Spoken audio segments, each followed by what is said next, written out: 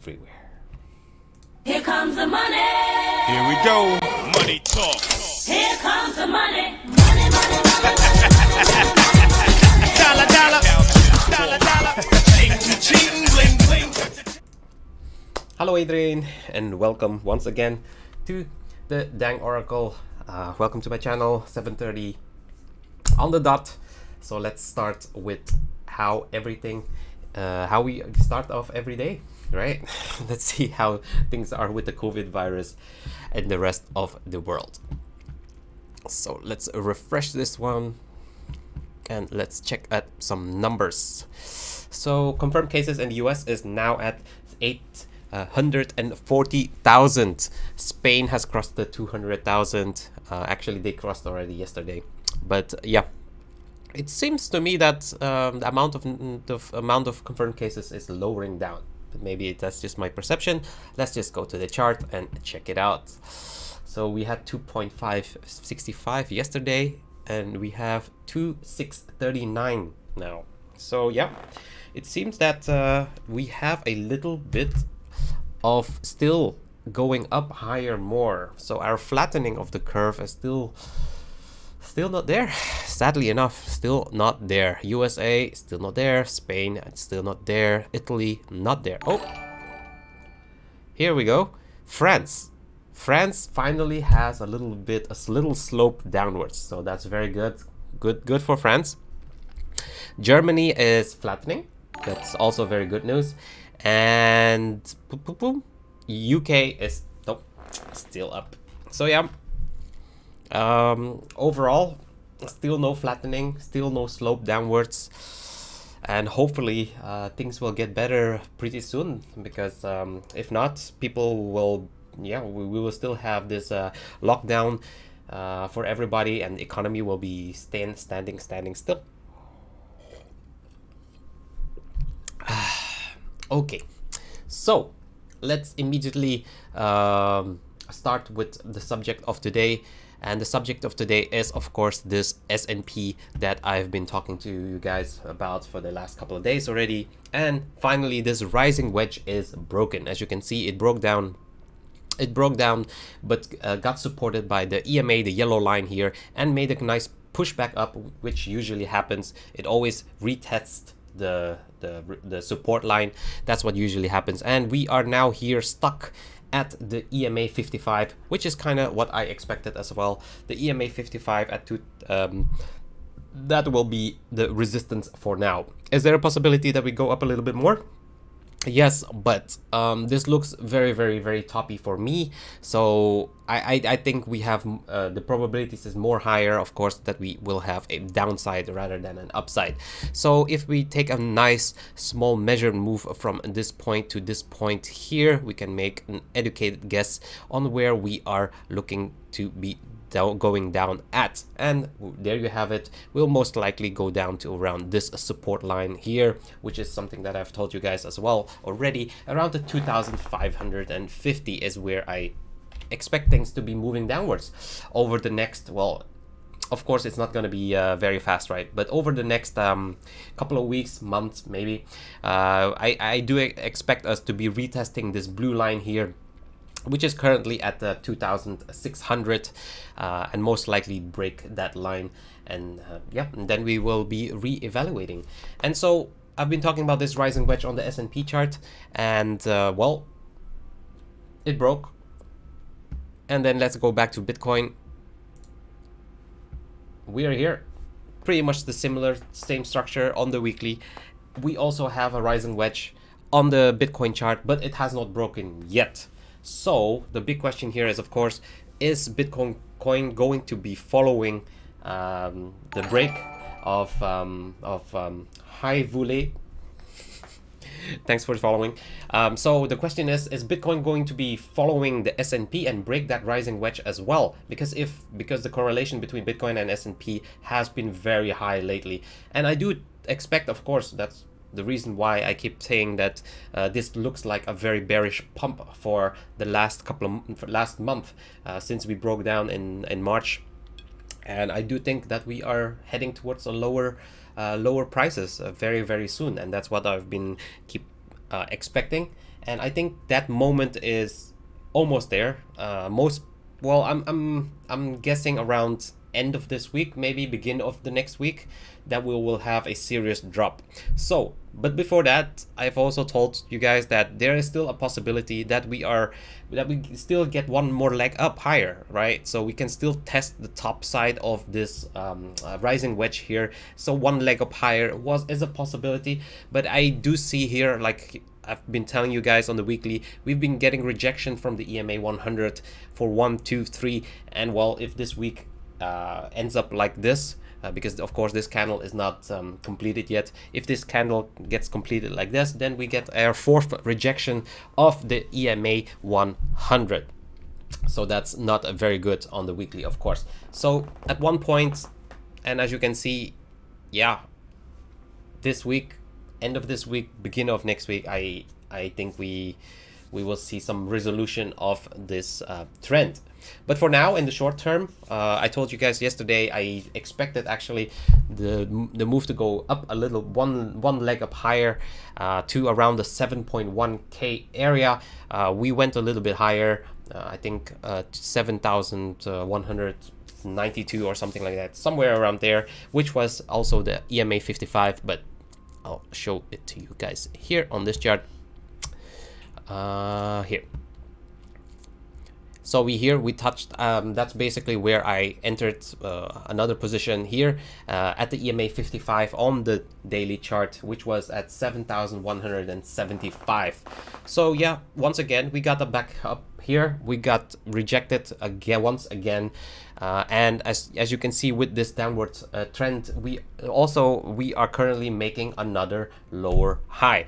So if the day is of course not this candle is not the same as the weekly candle, the daily candle is not completed yet. So if this is going to be our daily candle for today, by tomorrow morning, if everything stays the same and we don't make a higher candle, if we don't push the price back up, then of course we are once again making a lower high, which of course once again gives us another rejection below this green EMA 55 line. That would be I don't know how many times we got rejected there already. As you can see, during this whole downtrend, basically we got rejected almost every single time from that green line right there. So that's not very good. The only positive thing is, of course, we broke back up above the yellow line, or the EMA 21, which is a positive sign. The question is, do we get another leg up back towards our previous 7.5k ish area, something like that? That would mean that we would be hitting around this area here, like I said, one more leg up maybe, and then get rejected there and break our rising wedge. That is a possibility. Or we can just move a little bit sideways here and then curl down. That's basically the two options that I'm seeing for now for Bitcoin. And how can we confirm it? Well, this is basically how I am confirming things. Let's go back to our daily chart. So if we make a higher high, then that would mean, of course, a break of the trend, right? So I am looking at this area here because this was our previous high, right? So if we get to around, let's say we close this daily candle above this line here, I would say 7,256 on the BitMEX chart. If we close the daily candle above there, then most likely we will get another push back up higher towards around this area here, 7.5-ish area, 7.5k, or the EMA 100. That would be my trade, let's put it like that. But if we'll go on a little bit further on the probabilities a little bit later, but I still don't think that is going to happen, because this resistance trend line has been there for like a really long time now, since the 6th of April. That's already like 3 weeks. That's quite a substantial amount of time, and to be honest, I don't see it breaking for now, but who knows?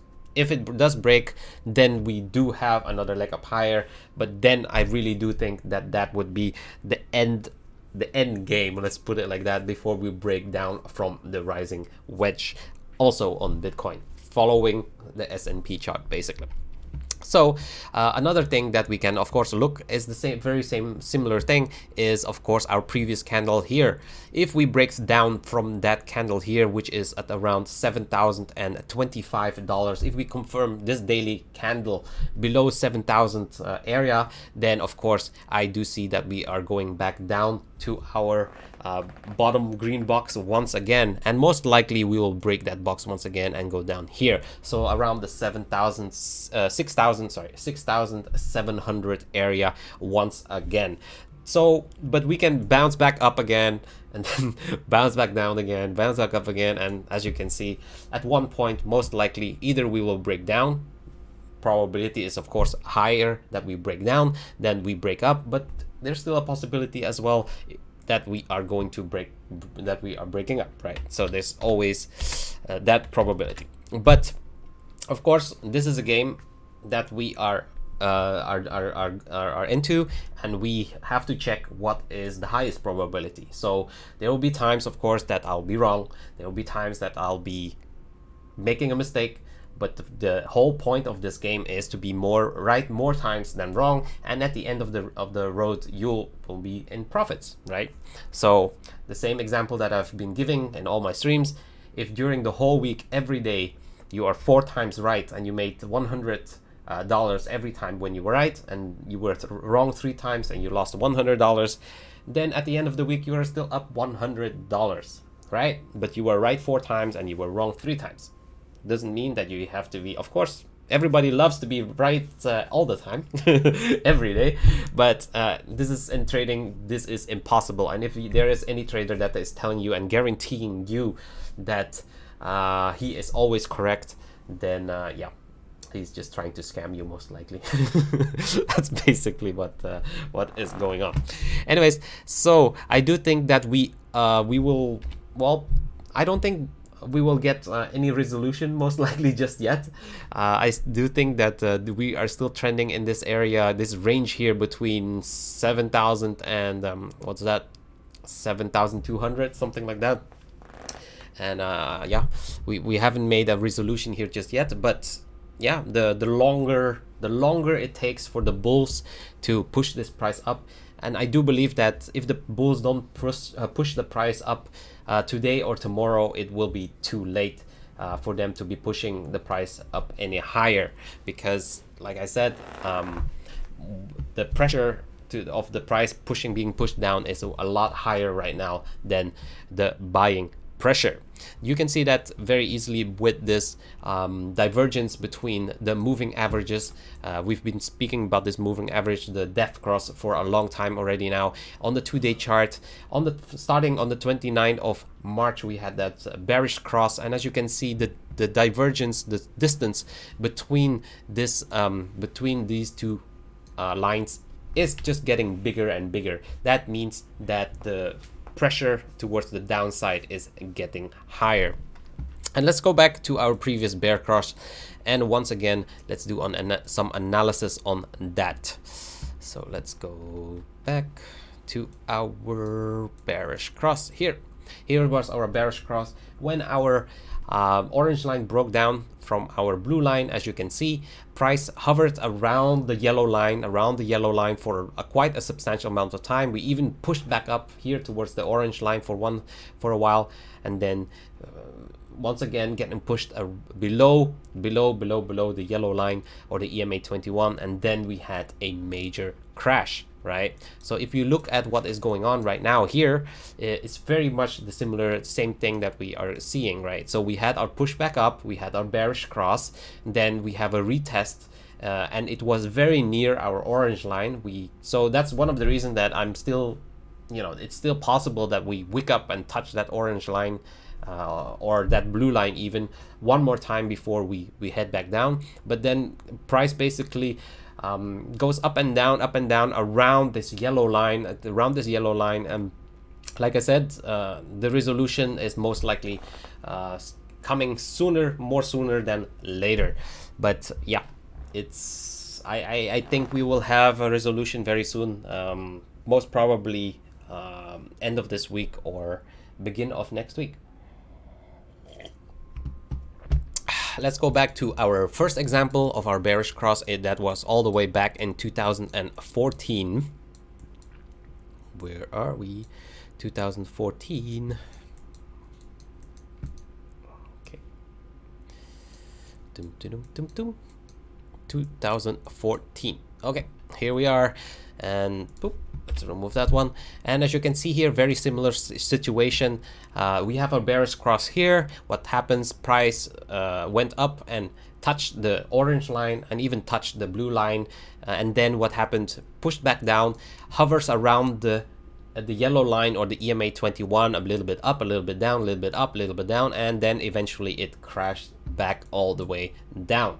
That's basically two scenarios that has happened in the past. So I'm seeing actually everything is looking very similar right now actually. So yeah, that's one of the reasons that I'm pretty confident that we are going to have a very similar pattern as the S&P, where we are going to break down from that rising wedge as well. That's basically my whole theory on why I am still macro bearish. Another reason why I am macro bearish is of course the monthly. The monthly candle is, as you can see, still below the EMA 21. So whenever we are looking at any commodity and we look at the monthly, that's basically the biggest signal if we are in a macro downtrend or in a macro bull trend, uptrend, because as you can see, every time when we are above this yellow line, we have a pretty good period of like a very long period that we have a good time. And whenever we are breaking down below this yellow line and definitely closing below that yellow line, then it takes a couple of months before we get back up. As you can see here, we closed below the yellow line. It takes 1, 2, 3, the third month that this is actually here the second month that we hit our bottom, but it was still bearish here, and then only then here still okay, we went back up, but it was basically sideways, and here we went back up a little bit more, and then of course here we started resuming our uptrend, and then we broke above the yellow line, and then good times, then retracement, blah blah blah, and so on. But as you can see, it took 2-3 months before we recovered from the crash and go back up. Let's go back in time. But this is the XBTC. Let's go to BTC USD. Then we have more history of the data. Boom, boom, boom. Let's go out of the auto. Boom, boom, boom, boom, boom, boom.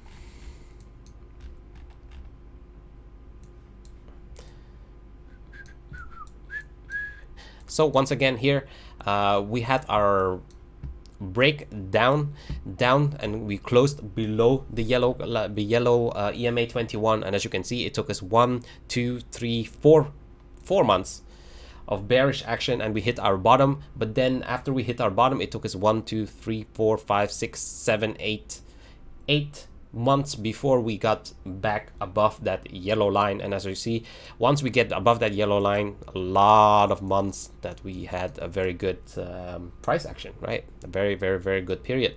Then once again we retrace and then break down, and then we go back up, and then we retrace and we break back down. So every time we've seen that whenever any asset is below the EMA 21 on the monthly, it just means that we are in a macro downtrend. So that's once again the reason why I am still macro bearish, because as long as we do not close a monthly candle above the EMA 21 on the monthly, it probably means that we are in a macro downtrend. So since that there is only 7 days left on this monthly candle, and the yellow line is still actually very, very near right now, because the yellow line is only at 7,300. So if by the end of this month we close a candle above 7,300, I will be turning into a bullish macro trend, because this would be looking to me like a very nice capitulation wick, right? Very, very, very, very strong capitulation wick with a lot of pressure upwards. This one continuation above and proving that we are above the EMA 21, and that would mean boom, most likely continuation of our bullish reversal. So then it would become a reversal. So those are two things that we have to be very, very, very, like, you know, this completely changes the whole macro trend perspective if by the end of the month we close above this yellow line for me. But for now, like I said, I don't really see it happening, and thus we only have a week basically time anymore to be doing, you know, to be seeing some big action, right? But what can still happen is, of course, it goes up to like 7.5 and then get rejected and get pushed back down. Then the monthly close is, of course, below the yellow line, right? So in the short term, a lot of movement can happen up and down, but it's about the monthly close. So if the monthly close happens to be above, then then I will be turning bullish. It's as simple as that. Nothing difficult about trading, right? So if we become a bullish, and then of course what will happen is we are going to be thank you for liking the stream, Mark. Of course, then of course we will change our perspective and we will be looking to 80 to 90% of longs instead of shorting. I mean, it's just as simple as that. But for now, we are definitely not there yet. We are definitely not there yet. So let's wait and see until the end of the month where we are at. That monthly close analysis is going to be pretty epic. If it is above, of course, all the bulls will be super happy if we are above, and if we are below, every bear is going to be happy. But for right now, I am still macro bearish in the midterm because, once again, I've gone over this many times already. We have that bearish cross on the 2-day chart, and it happened 2 times already, and every time it happens we had a drop of over 50%. So if we do a let's just take an example. If we break 50%, a little bit over 50% from here, from the 7.1k, what price do we have? Around $3,500. And what do you know, if $3,500, $3,500. So if you think about $3,500, let's look at the CME chart.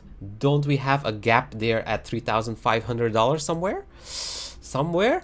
Oh, what do you know? Can you see it here? We have a gap that never got filled at, let's move this a bit. We got a gap that never got filled at from 3,595 to 3,565. But as you know, there's around a premium of around like $50 on the CME chart versus the spot price. So that would mean around $3,500 in the spot price. And can you see this? Volume. A lot, very high volume node right here on this exact spot, right here. Well, to be honest, this has the most action right now. The highest volume node is right here at 3,800.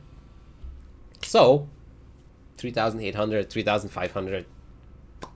Maybe it will wick down there. Who knows? But of course, I don't want to be too bearish. But I'm just saying that is basically what happened in the previous 2 times that we had that bearish cross on the 2-day chart. So yeah, for now, like I said, I think we are expecting to keep hovering around this yellow line until we get some resolution. But the resolution, I think, is coming very, very, very near now. And although I think we can still wick up above or below a little bit, but yeah, I think this triangle is coming towards an apex. And like I said, there's not much space anymore. End of this week, next week, something like that. Then we will know.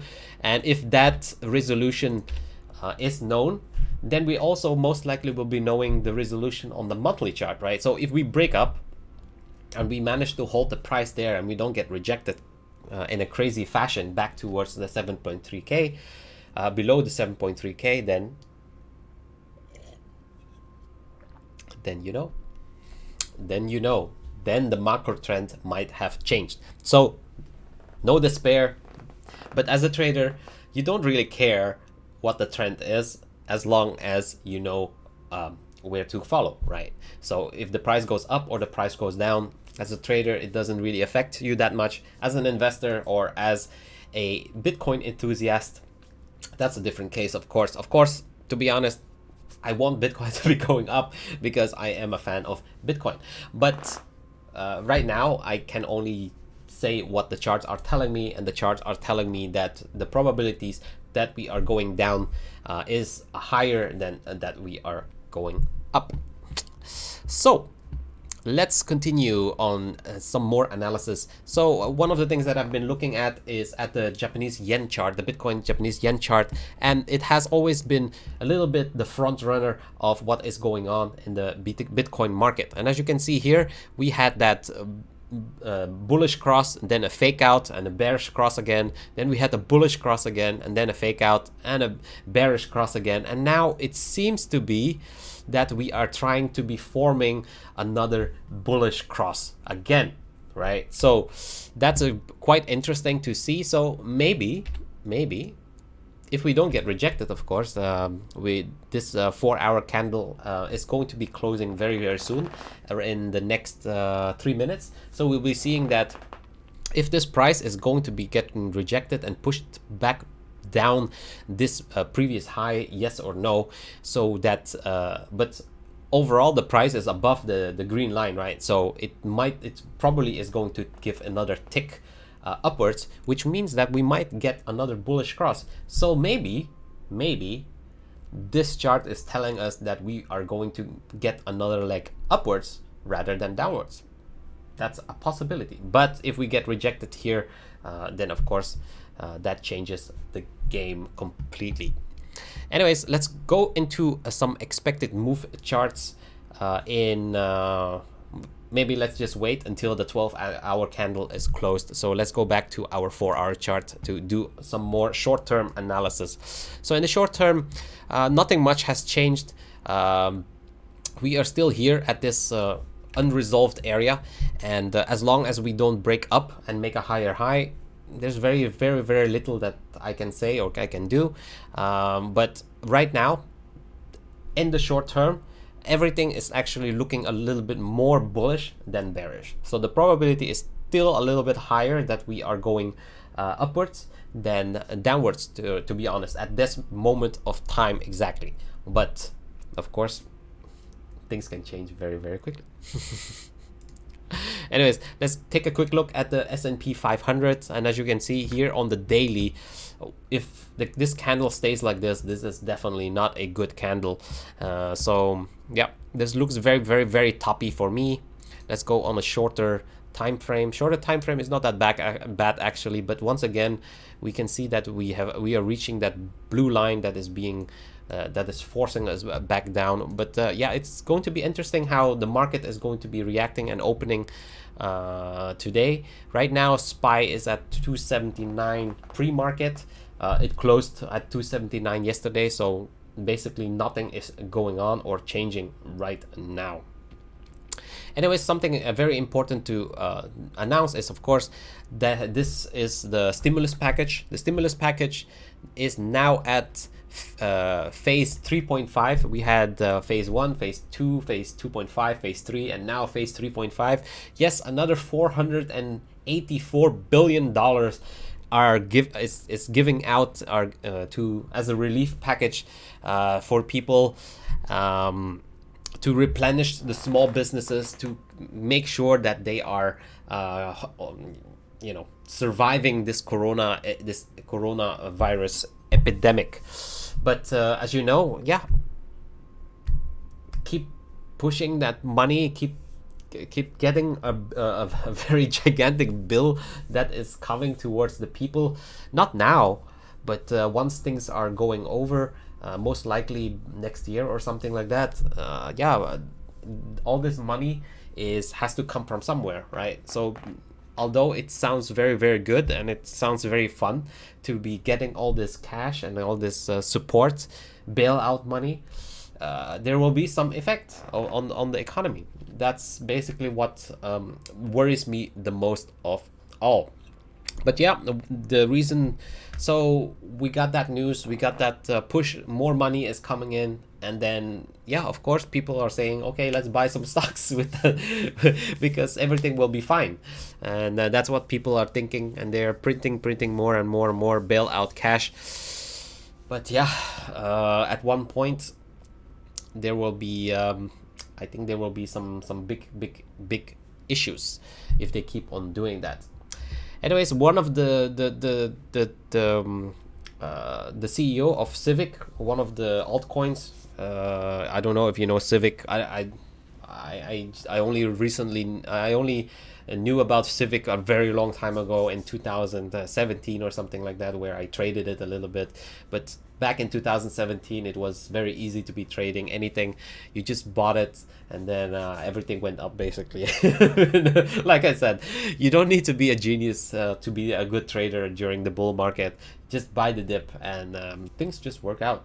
You know, that's basically it. Anyways, he is saying that global money supply is now over $70 trillion, but this includes all currencies. As the US dollar supply increases, it leverages Gresham's law to maintain stability when other countries create stimulus packages that pushes their economies to the brink, devaluing their currency. So basically, he is saying that the US dollar is not going to be an issue with all this money printing because of Gresham's law. So if you don't know what Gresham's law is, I'll try to explain it in a very, very simple way. Gresham's law is basically saying that the bad money will push out the good money. What does that mean about that? So in the past, what happened is when people, basically you have two types of currency, the good money and the bad money. And the bad money will always push out the good money, because an example is from in the old ages, you had gold coins and silver coins, for example. And what happened is people knew that gold coins were more valuable than silver coins. So what happened is people were using silver coins to be making payments and just spending. But gold coins, who had the higher value, they were keeping that in their safe. They were keeping that at home. They were melting it and then trying to create more gold coins, and so on and so on. So basically, that's what he is saying, that people will be holding the good money, or the US dollar or the euro, for example, strong currencies, to be holding it, and shitty currencies will be in big problems, because, for example, the smaller currencies that have that is the bad money, is going to be used and and getting dumped everywhere in other countries, so that basically the value of the US dollar actually goes up, and people will be hoarding the US dollar or the euro or any strong currency. And that's basically what he is saying concerning Gresham's law. So he kind of has a point there, right? Because it's true. People will always, that's what hedging is all about, right? People will always try to keep and not spend what is the most valuable. That's one of the reasons why a deflationary currency is such a troublesome issue, because when something gains in value, you don't want to spend it. And that's one of the reasons why people say that Bitcoin is flawed in that area, and Bitcoin is not a currency, but rather a store of value, meaning similar to gold, you don't want to spend your Bitcoin. For example, if you had your Bitcoin from the start and it was, let's say you bought it at $1,000, you don't want to spend it, because every year when you were checking what Bitcoin was doing, Bitcoin kept going up every single year. Even now, if you had Bitcoin from 1,000, now it's $7,000. That's 7 times the value. So why would you want to be spending Bitcoin? So that was a little bit the issue, that nobody was spending Bitcoin, but rather, and that's why we had all these shitty altcoins coming on the market, because nobody wanted to spend Bitcoin, but they created these altcoins, these lower value coins, and that basically was flooding the market. And that's what happened in 2017 and 2018, and that is what caused the whole cryptocurrency crash, right? Remember, Bitcoin went to 20,000, the good money. Nobody was wanting to sell it. Everybody wanted to buy or hold Bitcoin. The only thing that people were selling was shitty altcoins, basically. But that is what caused the crash, because then we got what we call inflation, right? Inflation, as in the purchasing power, or the value of the shitty coins became so low that it just got dumped on the market, and that basically caused the whole catalyst of the crash of the cryptocurrency market. So basically, this can also happen in the real world with the currency that we are having right now. We have good money, the US dollar, the euro, the yuan, the very strong currencies that people are using. And well, the US dollar is just the number one right now, because that's what basically is being used in trades all around the world, right? That's what the market, the whole economy is based upon. So what he is saying is that most likely we will have inflation and crashes in all the other smaller countries that have shitty currencies, or very, very low value currencies, because people are just going to be throwing that away to get stronger currency. And that's what happened in, for example, in in Venezuela. Was it in Venezuela? Yeah, I think so. In Venezuela, their peso went completely crazy in value. People are just throwing it away, and there was hyperinflation of like hundreds and hundreds and hundreds. I don't know. It was like 1,000% a day or something like that in inflation, and that's basically what he's saying. So while the U.S. is still printing money, they are still considered the good money. So he's not really concerned about the US dollar. He's more concerned about the bad money. So countries that have a very low value of money, those countries will be the first to be having problems with all this stimulus packages. And I do agree with that, because yeah, if we look at the chart once again, technical analysis, let's look at some charts. So I've also been looking at the Dixie. Okay, let's duplicate this one so I don't have to redo it one more time. So let's look at the Dixie. Boom, boom, boom. That is the dollar currency index, and as you can see here, the Dixie has been going up. As you can see right here, Dixie has been going up. But it makes no sense, right? Why is the Dixie going up? The FAD is printing trillions and trillions and trillions and trillions of dollars for the past couple of months. It's insane. But still, the dollar currency index is going up. And that's basically what I mean with the Gresham's law. So what will happen first is people will always try to be holding things that they consider more valuable. So the US dollar is something that can be used for world trade, for everywhere. So it's considered the good money. So that's the reason that people are rushing to be buying US dollar and their own currency. They're just dumping it on the market.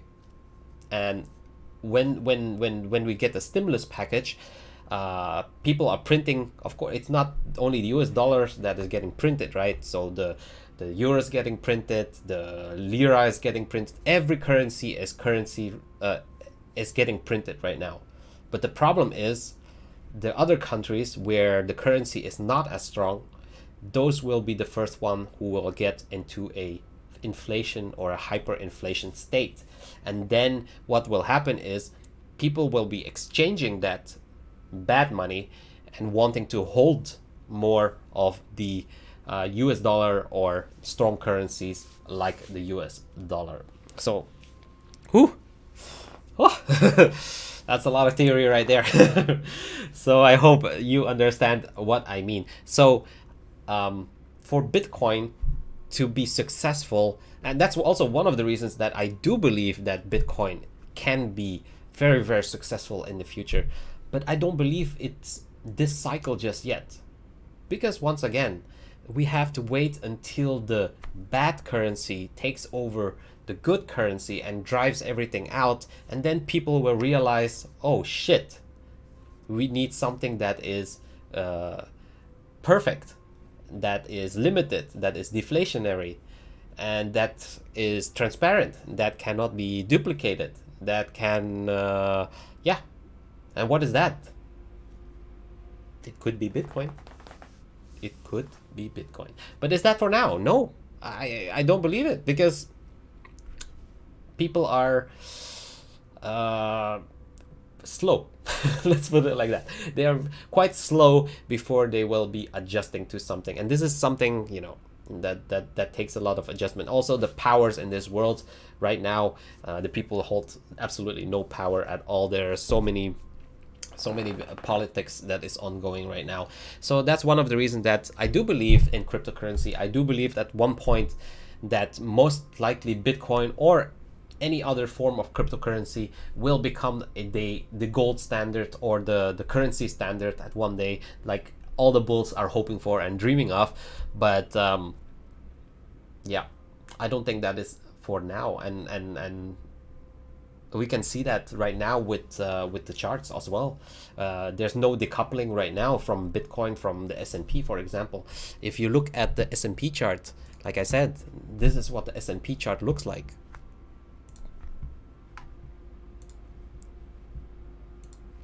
And this is what Bitcoin looks like. Bitcoin went down, crash, big relief rally. S&P went down, crash, big relief rally.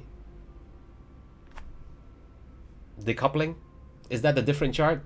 That's not a different chart. That's exactly the same chart. So what can you say? What is a different chart? Look at gold. What happened with gold? Gold, when kept going up, had a crash, going back up. That's a hedge.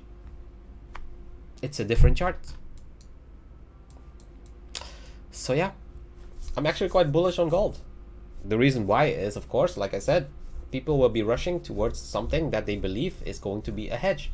And gold has always been considered as a store of value, of course, since forever. But the problem is the physicality of gold. I mean, Bitcoin is limited. Bitcoin you can send from one person to the other person on the other side of the world in, like, well, Bitcoin is quite slow, maybe like 5 minutes. But still, try to send a gold bar from one side of the world to the other side of the world. It takes forever, right? So I do think, like I said, I do think at one point people, well, you have all these ETFs and gold paper, but yeah, that's opening another can of worms. I've already told you guys there will be probably a lot of issues with that in the future, when people are going to try to move or try to actually exchange paper gold into the real gold, all these IOUs. I think that's going to be a big problem in the future. But okay, let's see how it goes. For now, the charts are telling me that I should be bullish on gold, so I am bullish on gold. That's basically what being a trader is all about. No judgment, just looking at the chart, and the chart tells me bullish, then I am bullish. So let's go into the expected move charts on Bitcoin, right? Because we had our 12-hour candle close. And what do you know? Let's look at the first standard deviation on the upper side. Upside is telling us 7,257. So if we do break, if we do close above there, that would also mean that we would get a higher high, right? Let's check. Let's make sure. 7,257. Oh, no, we would not. make a higher high. So that means even if we get a close on the first standard deviation on the upper side, we do not make a higher high, which means it would not create a resolution in our dilemma. The bottom side is the first standard deviation is 7,000. Does that mean that we will have any resolution on our bottom side? Let's take a look. If we go 7,000, 7,000, 7,000. Oh, yes. 7,000 would mean that we will most likely get a leg lower. So what does that mean? Well, that means mathematics. Math is telling us that we have a bigger probability right now that we are going to the downside, but it's only by a tiny, as you can see, it's sideways, right? So do I think that we will have some movement today? Most likely not. Once again, I think it's going to be a boring day today. So yeah, let's take a look at our historical volatility percentile. I've been talking about that for a while already. As you can see here, we are still contracting. Let's move this. Let's make this line a little bit prettier so it's more correct. So once this it's very mature already. As you can see, it's very low right now. HVP is 4, but once it starts flashing like this, 0 or 1, then that's when we will have our big move. And as you can see here, most likely, usually what happens is before around 70%, because we never really reach the apex, right? So around 70%, and yeah, what date is that? Yeah, somewhere around here, I would say, just before the end of the month. That's it. That's what I've told you guys from in the beginning of the video. And before the end of the month, we will know how serious everything is. Let's take a look at the RSI. The RSI is telling us something? Not really. We are still above the EMA, so that's a positive thing. Let's maybe take a look at the 4-hour chart. 4-hour chart. 4-hour chart is here. It's at that top line. So for me, on the short term, if this doesn't get continuation, it looks like it's gonna start closing down or curl back down already. So if this curls down, then most likely we'll be reaching the 6.9k by tomorrow or something like that. Yeah, most likely there. Let's see. Look at our RSI. 1 second. RSI. There, RSI is still okay. Pushed still above the EMA, but has a little slope down here. So yeah, maybe we will go back down to our support line once again, and definitely possible with our stock over there. Yeah, I see this one.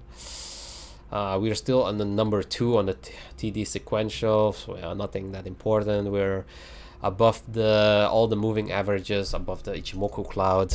Yeah, nothing really interesting to be honest. And the short term, yeah, I don't think we will have any resolution just yet. Yeah, maybe there will be some more action when the stock market, this New York Stock Exchange opens at 9:30. But yeah, looks to me that we'll just be ranging between 7.2 and 7.1 for now, I think.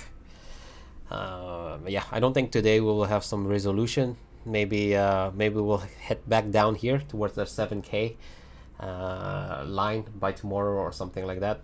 But other than that, yeah, I don't think anything special for now. But we are, what day are we today actually? Thursday. So tomorrow will be our last day of trading, so that could be interesting. Saturday morning, our weekly close on the traditional market. Maybe that will give us some more direction or clue on where this price is going. But for now, I think that'll be it. I do think that we will be, yeah, the probabilities is still, like I said, is it possible that we still go one leg up higher? Sure. And how do we see that? As when we are breaking above and closing a candle above this line here at like 2,200 and 60, if we break and close a candle below this line here, we'll go back to our green box once again and down and there. So that's basically the trade to be making. It's quite simple, very easy. We break, close a candle above here, most likely target this 7.5 here. We break this candle here, most likely target around here at the 6.750 range. But overall, like I said, I'm building a big shorting position to be holding for a medium term, because I do believe that if you look at the macro, and definitely it will be confirmed if the monthly candle is going to be closed below the 7.3k. If we get a rejection there, then things are going to be going down on a very quickly matter, I think. Also, maybe one last thing, the monthly on the S&P is the same as with Bitcoin. See, it's at 2,865 right now. If the month ends and we close above it, bullish. If the month ends and we close below it, it means that we are getting rejected from the EMA 21 on the monthly. And once again, what does that mean? You've guessed it. That means that we are going to have a couple of months of bearish action. So this month is going to be telling us a lot of things. So definitely don't miss out on this monthly close. But other than that, yep. Short term, don't really know if we are going to have a leg up or down. Don't really care as well. Mid-term, medium term, quite bearish. Long term, well, depends on how long term you're thinking about. Not that bearish. Neutral, quite neutral. Let's put it like that. So yeah, that's it. That's it for today. See you guys tomorrow, 7:30 p.m. UTC +8. Join me on YouTube or Facebook Live, The Dang Oracle. Please like, share, whatever. Do whatever you want, or don't do whatever. Don't do anything at all. I don't really care. But what I do care about is that you should be staying home, staying safe, and obviously stay COVID